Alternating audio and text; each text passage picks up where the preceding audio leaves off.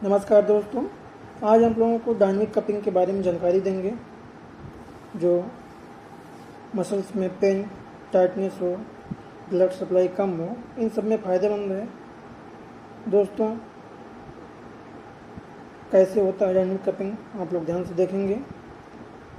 एक हाथ में कप है, दूसरे हाथ में वैक्यूम क्रिएट करने वाला गन है। इसके द्वारा